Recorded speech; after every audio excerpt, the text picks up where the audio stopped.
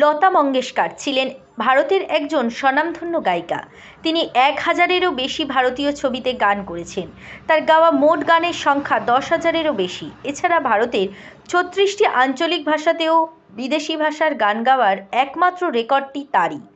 ব্রেনিয়াক heritage school, সরিষা মহিলা বিশ্ববিদ্যালয়ের বিপরীতে 1929 সালে 28শে সেপ্টেম্বর তৎকালীন ইন্দোর রাজধানী ইন্দোর, বর্তমান মধ্যপ্রদেশ, জন্মগ্রহণ করেন। শৈশবে বাড়িতে কে.এল. সাইগল ছাড়া আর কিছু গাওয়ার অনুমতি ছিল না তার। বাবা পণ্ডিত দীননাথ মঙ্গেশকর চাইতেন লতা শুধু ধ্রুপদী গান নিয়েই থাকুক। জীবনে প্রথম রেডিও কেনার সামর্থ্য যখন হলো তখন তার বয়স 18। রিসর্ট বালুচর, পাতিবুনিয়ার নামখানা।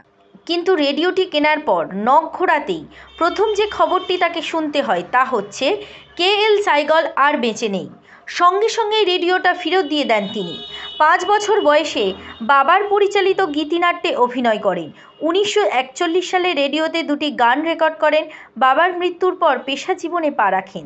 13 বছর বয়সে মারাঠি গানের রেকর্ড হয়, কিন্তু সে গান সিনেমা থেকে বাদ যায়। তার প্রথম হিন্দি গান মারাঠি জগভাও নামক ছবিতে। হিন্দি চলচ্চিত্র আপ কি সেবা মে।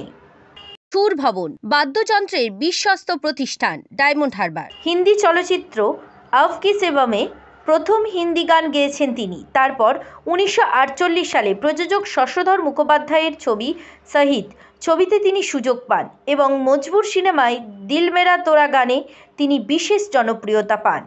আর তার জনপ্রিয় কিছু বাংলা গান: কান ইলেকট্রিক, সরারহাট, দক্ষিণ 24 পরগনা।